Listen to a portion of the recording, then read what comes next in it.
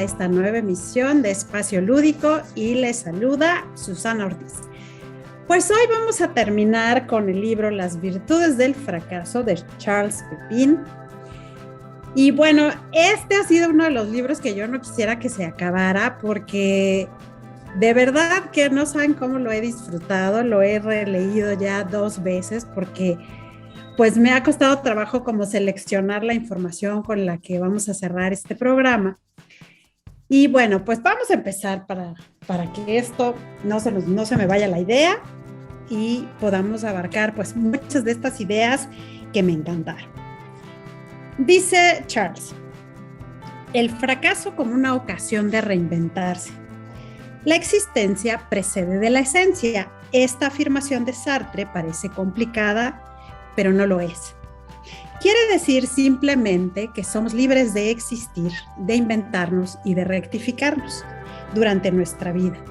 A medida que nuestra historia va transcurriendo, que es precisamente esta historia la que está primero, no una esencia, fuera del ejemplo de lo que Dios quiere que seamos. O sea, nosotros no traemos ya como que un destino, una huella, una marca, algo que tenemos que venir a hacer, sino que a través de nuestra experiencia, pues vamos formulando nuestra vida.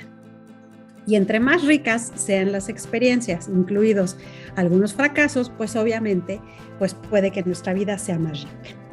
Porque en su libro, Así habló Zaratustra, retoma la exhortación de Píndaro: conviértete en lo que eres. Para conseguirlo, para lograr afirmar la propia singularidad, hace falta a menudo tiempo, y es el tiempo de una vida. Hace falta la aventura, los contratiempos, atreverse a salir del confort y también de la costumbre. Vivimos mal el fracaso porque creemos que nos proporciona una respuesta acerca de lo que somos. Ver el fracaso de otra manera equivale a pensar que nos hace una pregunta sobre lo que sí podríamos llegar a ser. Creer que el fracaso puede ayudarnos a remontar, a reorientarnos, a reinventarnos, es tomar partido por la filosofía del devenir y es elegir a Heráclito contra Parménides.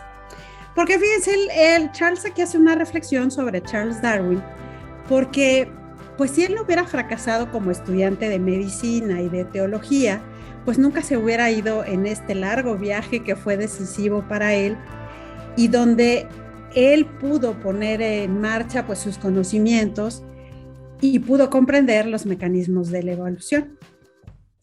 El joven Charles Darwin empezó a estudiar medicina en Escocia por su padre, médico de profesión. Quería que siguiera sus pasos. Indignado por los métodos brutales de los cirujanos, se matriculó.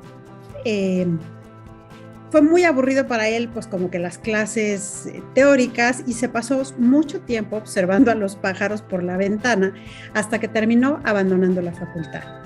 Se matriculó después en el Christ College de Cambridge para recibir formación de teología a fin de convertirse en un pastor anglicano, pero era incapaz de interesarse por los saberes y prefería antes montar a caballo o coleccionar coleópteros que escuchar sermones sobre Dios, así es que una vez más interrumpió sus estudios.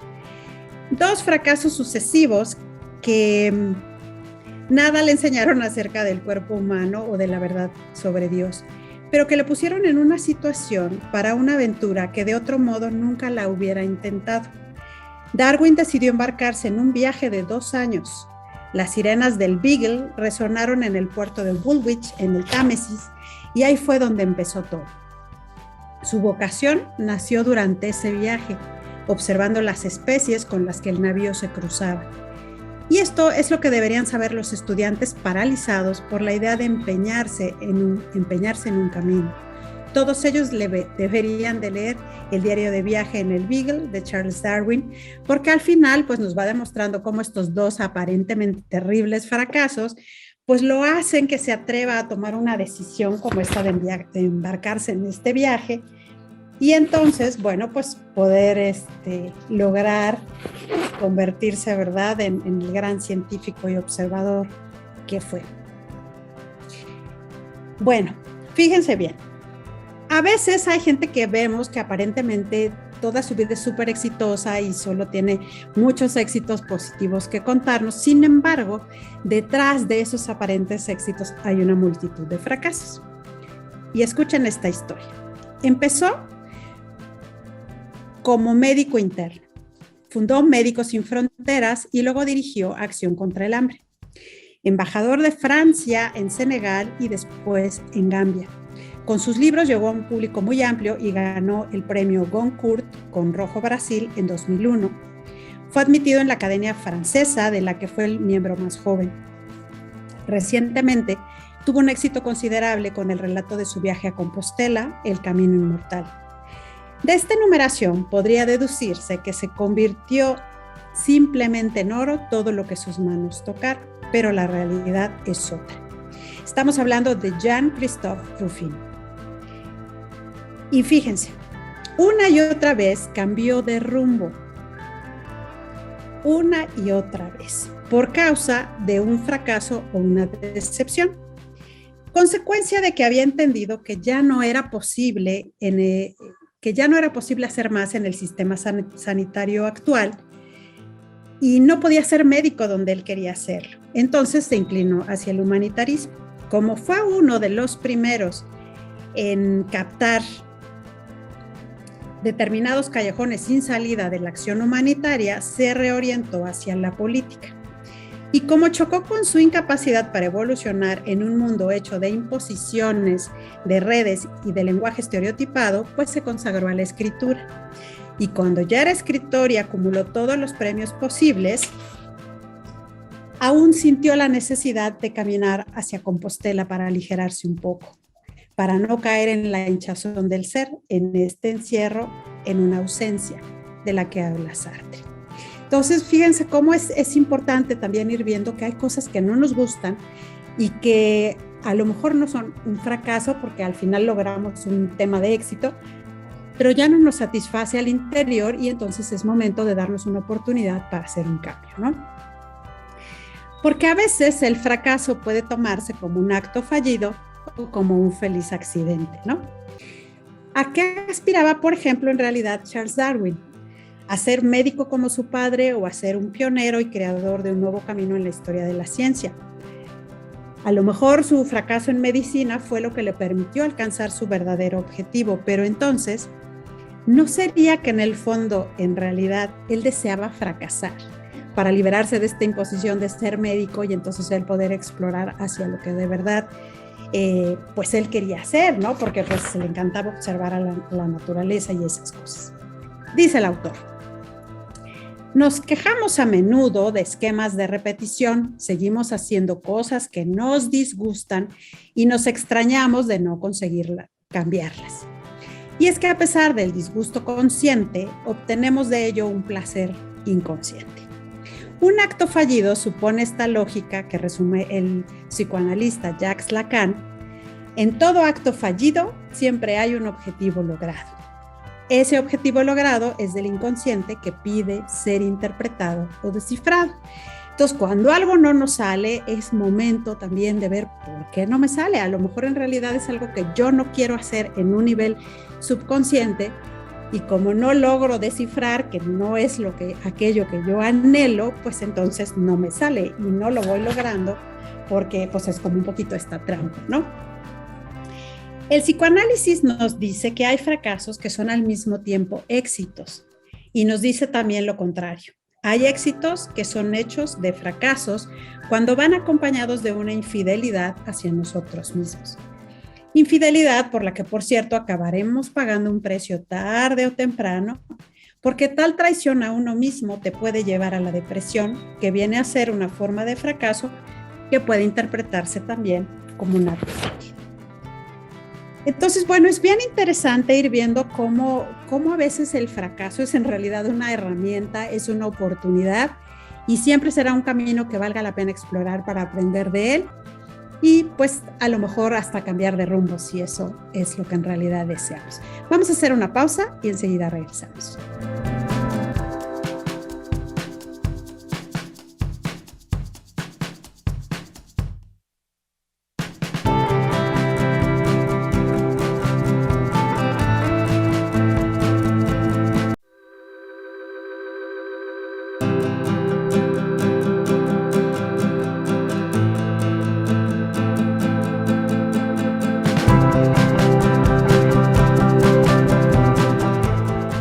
Bueno, y fíjense otra curiosidad del fracaso. A veces el fracaso puede tomarse como un accidente feliz, porque algunos fracasos pueden convertirse en éxitos. Prueba de ello, ahí lo podemos ver mucho en el campo de la industria. Por ejemplo, todos estos inventos que fueron en su día una cosa así súper increíble, que a lo mejor en su momento no tuvieron la función o no se les dio la atención requerida y pasando el tiempo nos damos cuenta pues, que era una cosa increíble, ¿no? El ejemplo más conocido es el de las hermanas Tatín. Regentaban en la Mont de Beuvron un restaurante muy apreciado por los cazadores. Una de las hermanas se dio cuenta que se le había olvidado poner la masa en la tarta de manzana que estaba haciendo. En el molde solo había puesto las manzanas y el azúcar. Lo había metido al horno y tenía que servir en ese momento el postre. Entonces la idea le surgió de volada. Abrió el horno, colocó la masa por encima de las manzanas y lo dejó hornear unos minutos. A los cazadores les encantó aquella tarta tan crujiente y caramelizada. Al arruinar su receta de siempre, acababa de inventar la famosísima tarta tartán, una fallida tarta de manzana. Lo mismo pasó con el descubrimiento del Viagra. Científicos del laboratorio de Pfizer buscaban tratar la angina de pecho con una sustancia química que era el citrato de sildenafilo, pero no dieron con ello. La sustancia no produjo el efecto esperado, sino uno secundario inesperado: fuertes erecciones.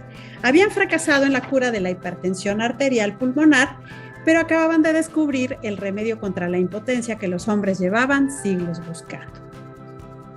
Otro ejemplo también es el marcapasos, que pues no es tan conocido, pero fíjense, la Universidad de Buffalo del estado de Nueva York, había un ingeniero que quería hacer un aparato para registrar los latidos del corazón. Buscando la resistencia, metió la mano en un montón de componentes electrónicos que tenía a su disposición, pero se equivocó de modelo. El aparato no registró los latidos del corazón, pero emitió impulsos eléctricos. Se preguntó entonces si esos impulsos podían tener un efecto de empuje sobre el corazón y acababa de inventar el marcapasos. Se comercializó 5 años después y este contador fallido salva hoy miles de vidas. Y si nos seguimos, está por ejemplo el caso de la máquina de Nespresso, ¿verdad? Esta que anuncia George Clooney con este lema de what else, así de ¿y qué más? Pero fíjense, esta maquinita fue inventada como para efecto de que los restaurantes pudieran hacer de un modo más eficiente el servir un buen café. Sin embargo, pues como que a los restauranteros les pareció que no era apta. Lo trataron después de meter como en los expendios comerciales, pues tampoco. Y finalmente, pues se fueron al sector de las casas, donde tú puedes tener tu bonita cafetera Nespresso y hacerte un café de muy alta calidad. Y entonces, al dar con su público objetivo, pues esta máquina ha sido un hit que pues está en muchas partes del mundo. También, por ejemplo, la champaña fue un fracaso, ¿no? Porque fíjense, también ahí tiene otra historia, la famosa orangina, que no sabían qué hacer con los residuos de la pulpa de naranja y bueno, hacen este refresco. Y bueno, así como esto hay muchísimas historias de el famoso concepto que se llama serendipia, que viene del inglés serendipity, que designa esta cantidad de esta cualidad o capacidad de encontrar aquello que no estoy buscando. Cristóbal Colón, por ejemplo, no quería descubrir América. Buscaba abrir una nueva ruta marítima hacia las Indias o hacia China. Buscaba un camino más corto que el de Marco Polo, o sea, él estaba en busca de un atajo. Se equivocó en 10,000 kilómetros, pero fue un luminoso error que le llevó a la isla de San Salvador, antesala del Caribe, antesala a su vez del continente americano. América, la receta de la tarta tartán o el marcapasos fueron descubiertos por serendipia. Entonces, fíjense qué interesante, porque fracasar al final, pues no es un fracaso, y si fracasamos, pues no somos fracasados. Decía Nietzsche que la buena noticia es que el hombre es un puente, no una meta. Y bueno, es bien interesante ir entendiendo, o sea, a través de esta nueva perspectiva que nos da el autor, de cómo, bueno, pues a lo largo de la historia hay grandes temas alrededor del fracaso, grandes historias y sobre todo muchos de los grandes descubridores, artistas, pues tienen que ver en algún punto de sus vidas con un tema del fracaso. Y no un fracaso pequeñito, ¿no? Un gran, gran fracaso. Sacarle partido al éxito. Hasta aquí nos hemos preguntado cómo sacarle partido a los fracasos. Pero para realizarse de forma duradera también habría que sacarle partido a los propios éxitos, lo cual pues no es fácil. Ser capaz de vivirlos como las tantas ocasiones de aprender sobre uno mismo o de reinventarse. En el fracaso, como en el éxito, desconfiar de la excesiva identificación, de por sí si ya es un desastre, definirse por los fracasos, pues puede ser muy dramático que reduzcamos nuestra vida a los éxitos. Es muy instructivo observar la actitud de los que encadenan un éxito tras otro a lo largo de periodos muy largos. Y aquí me encantó porque él habla mucho de David Bowie y de Prince, estos iconos ochenteros, bueno, que a mí en lo personal me encantaban. Y fíjense, dice, algunos artistas como David Bowie o Prince estuvieron en la cima del éxito durante décadas, a tiempo de que eran también superventas en discos. ¿Cuál sería su secreto? Pues que contemplan sus éxitos como nosotros deberíamos abordar los fracasos. Siguen buscando, siguen haciendo preguntas, no se dejan encerrar con la única idea de ser ellos mismos, ¿no? Se encasillan. Y si bien aprecian el éxito, saben, sin embargo, que lo esencial está en otra parte. Conocen también el peso de las circunstancias. Hacen gala hasta el corazón del éxito de una sabiduría del fracaso. David Bowie, por ejemplo, patinó en su primer disco, medio folk, medio ligero, no sé, como que no cuajaba mucho, ¿no? ¿O es que saben por instinto mantener la cabeza fría? ¿O será que sienten que una vida exitosa no puede ser sino una vida de continuo movimiento, de siempre estar en una búsqueda continua? Bueno, en toda su vida han seguido, dice el autor, la recomendación de la penúltima estrofa del poema Sí de Rudyard Kipling. Si puedes encontrar triunfo tras derrota y recibir esos dos impostores de la misma manera, si puedes conservar tu arrojo y tu cabeza cuando todos los demás lo hayan perdido. Estos dos impostores, porque bueno, al final triunfo el triunfo miente tanto como la derrota, pues hay que tenerlo consciente, ¿no? Las dos cosas pues nos obligan a mantener la cabeza fría y no caer en la ebriedad del éxito, ¿no? Porque dice también, lo que es más que reyes y gloria será su nombre, hijo mío. Bueno, entonces fíjense, aquí él habla de David Bowie, que a mí esto me encantó, porque al final, pues siempre su carrera, siempre se innovó, siempre se reinventó. Y dice, hambriento e insensato, siempre buscando, renovándose tanto en innumerables éxitos como en los fracasos, fiel a este retrato de David Bowie. 2 días antes de su muerte, en enero del 2014, publicaba su nuevo álbum, su 28º, Black Star, que exploraba sonoridades inéditas. Su carrera se dilató durante más de 50 años, durante los cuales viajó de un género a otro, también de una identidad a otra, adoptó diferentes caras, fue David Robert Jones, luego David Bowie, luego Ziggy Stardust y más tarde el cantante pop de Let's Dance.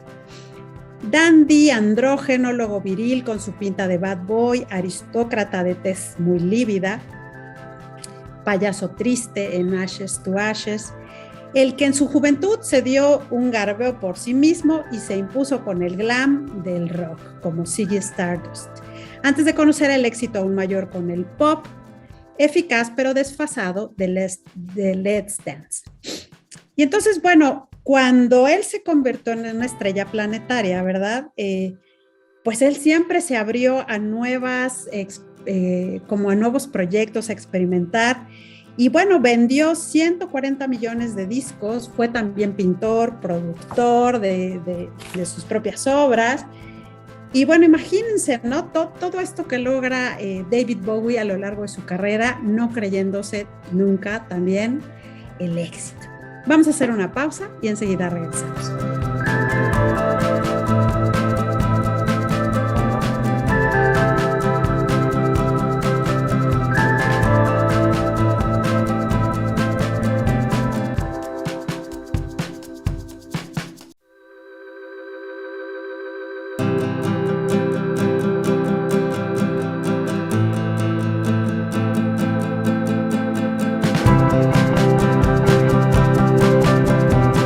Bueno, también hay que hablar de la alegría del combatiente, porque nos explica Charles Pepin que sin nuestros fallos, sin nuestros contratiempos, desconoceríamos entonces la satisfacción más profunda de la existencia. El fracaso está vinculado a la alegría, tal vez no a la felicidad, pero sí a la alegría, porque bueno, la felicidad es un estado duradero de satisfacción existencial y la alegría solo designa el instante de un destello. La felicidad implica una forma de serenidad, de equilibrio, y la alegría siempre es más brutal, puntual y muy irracional en algunas ocasiones. ¿Acaso no decimos cuando la emoción nos invade que estamos locos de alegría? Demasiadas preocupaciones entorpecen la felicidad, pero nunca los instantes de júbilo. Y esa alegría, dice el autor, propongo llamarla la alegría del combatiente. Pero esta alegría puede desarrollar diferentes formas. La alegría de venir de lejos. La primera y la más evidente es la satisfacción que sentimos cuando al término de un largo camino tras desilusiones y fracasos, al fin logramos lo que buscamos. Es la alegría particular de venir de lejos que tanto sabor le da al triunfo tardío. Semejante victoria me reportaría muy poco honor. Venciendo sin peligro no se triunfa con gloria, replica el conde a don Rodrigo en el Cid, por ejemplo, ¿no? Entonces ya después de que tanto esfuerzo, tanto batallar y al fin lo logramos, pues bueno, viene esta alegría que dice el autor, viene de lejos. Y aquí habla de John Travolta como este pues famoso actor que en su juventud hiciera esta serie de Fiebre de Sábado por la Noche, Vaselina, que nos volviera locos con el baile, la música de los Bee Gees, etc. Y fíjense, pues ya él en el olvido, todo pasado de peso, ya sin ser el sex symbol guapísimo de su juventud, en el 94 Quentin Tarantino recurre a él. John Travolta tiene todo en el hecho del haber sido, ¿no? El has been, ¿no? Esta personalidad del que fue alguien súper ultra importante. Nadie propone un papel interesante a este danzarín abotargado, estandarte de una época pasada. Quentin lo hará, jugando pues con esta imagen de has been rescatado de la música disco. Y esa escena de culto donde él baila con Uma Thurman, Travolta posee la belleza de los que ya han vivido. Tiene un poco de tripa, ¿no? Ya está panzón, cachetón, ya se le ve que no tiene 20 años, pero también en su manera de moverse hay una elegancia plácida, una humanidad que nace de esta secuencia del gran momento del cine. No habría podido bailar nunca así de no haber conocido sus años de decadencia, así como pues también le pasa a André Agassi y a muchos tenistas, ¿no? Pero fíjense, la gracia de John Travolta en esta película de Pulp Fiction se nota enriquecida por sus años de loser, ¿no? De perdedor. Y será nominado al Oscar como mejor actor. Pulp Fiction es una película que obtiene la Palma de Oro en el Festival de Cannes. Y bueno, a raíz de ahí, pues su carrera vuelve a salir, ¿no? Vuelve a sobresalir John Travolta después de que es rescatado. La alegría de vivir también tiene que ver con esta alegría del combatiente, que también puede aceptar la apariencia de una alegría prosaica, más cotidiana, simplemente la alegría de vivir. Cuando se ha afrontado pruebas duras, entonces se conoce bien el gusto por los placeres sencillos. A veces tenemos que conocer el fracaso para llegar al umbral de esa verdad de la alegría. También resumido por el filósofo Clement Rosset, que dice, no existe mejor señal de alegría que verla fundirse con la alegría de vivir. También tenemos la alegría de la adversidad, Que bueno, ¿cómo definiríamos esta alegría que se siente en medio de la adversidad cuando nos vemos obligados a sacar de nuestro interior esta energía y recursos para poder salir adelante o simplemente poder aguantar? ¿Cómo se halla cerca de este impulso vital la necesidad de subsistir ante una dificultad, ¿no? Para no desplegarse, para seguirnos manteniendo. Esta es la alegría del combatiente en su forma más pura, porque ponemos enfrente a esa áspera realidad como una respuesta a una reacción, ¿no? Yo estoy aquí y sigo, ¿no? Entender la naturaleza de la alegría en la adversidad permite medir lo que distingue plenamente la alegría de la felicidad. Cuando somos felices, cuando estamos satisfechos, la sombra que planea por encima de nuestra felicidad no acrecienta. Bien al contrario, nuestra alegría, en cambio, parece encontrar su mayor intensidad, su verdad incluso, cuando se ve amenazada. Y por último, tenemos la alegría del progediens, que fíjense, esta alegría haciendo frente a la adversidad se ve a menudo acompañada por un desarrollo de nuestro talento o nuestra capacidad. Uno de los grandes placeres de la existencia es progresar, utilizar las ocasiones que la vida nos ofrece para, como explicaba Aristóteles, actualizar las propias competencias, ¿no? Los filósofos más antiguos utilizaban el hermoso término progrediens para designar al hombre que, sin haber llegado a la perfección, mejora cada día un poco más. Ser un progrediens, avanzar por el camino, esa es la felicidad de la existencia. Porque la alegría, escribe Spinoza brillantemente, es el paso de una menor a una mayor perfección. Por esa razón, encontramos a veces la fuerza para seguir peleando con el corazón mismo del fracaso, dándolo absolutamente todo y dándonos la oportunidad de conocer mejor el mundo o de desarrollar nuestras capacidades que nos permitan alargar este paso de una menor a una mayor perfección. Y por último tenemos la alegría mística, porque al final nuestros fracasos pueden hacernos descubrir una alegría más radical, tal vez más loca, la aprobación a todo lo que se presenta. En este caso, el combatiente ya no existe, ya no pelea, pero su abandono, si bien no tiene nada de combativo, resulta más una afirmación o un consentimiento muy potente. Para los estoicos, los primeros cristianos y la mayor parte de los místicos, la verdadera alegría se alcanza mediante la renuncia, mediante el abandono. Es preciso renunciar a todo aquello que nos hace superficialmente felices. Esos pequeños éxitos, el reconocimiento social, el poder, para así acceder a lo esencial, lo que los estoicos denominan energía cósmica. Los cristianos Dios y los místicos todavía se niegan a ponerle un adjetivo. La dificultad de la vida puede llevarnos al umbral de ese abandono y procurarnos un encuentro con lo esencial. El fracaso más radical lleva entonces al más total de los éxitos, que será la alegría mística. Y bueno, pues ya para cerrar, les quiero compartir las conclusiones a las que llega Charles Pepin después de haber finalizado todo este ensayo que hemos estado revisando estas 3 semanas. La palabra échec, fracaso, en francés, provendrá del árabe al-sheikh mat, que dio origen al échec et mat, jaque mate, que quiere decir rey muerto, y también en español a la palabra escaque. He escrito este libro para mostrar justo lo contrario. Cuando fracasamos, el rey que hay en nosotros no muere. Puede incluso ocurrir que sea esta la ocasión que toma plena conciencia de su poderío. Los grandes reyes se forman en el combate. Cuando ellos mismos se sorprenden y se revelan a los demás, el fracaso no es agradable, desde luego, pero abre una ventana hacia el mundo real, nos permite desplegar nuestras capacidades y acercarnos a nuestra indignación más íntima, a nuestro deseo profundo. El rey está herido, viva el rey. Pues bueno, insisto, he disfrutado muchísimo esta lectura y por eso se las quise compartir. De verdad que si tienen oportunidad de adquirir este libro, pues será algo muy, muy bonito, muy interesante, porque pues me tuve que brincar muchas cosas. pero me quedo con un gran sabor de boca, un gran aprendizaje y sobre todo porque, bueno, hice un repaso de filosofía de un modo pues muy facilito, muy sencillo, muy digerido. Y cierro con esto que dice al final.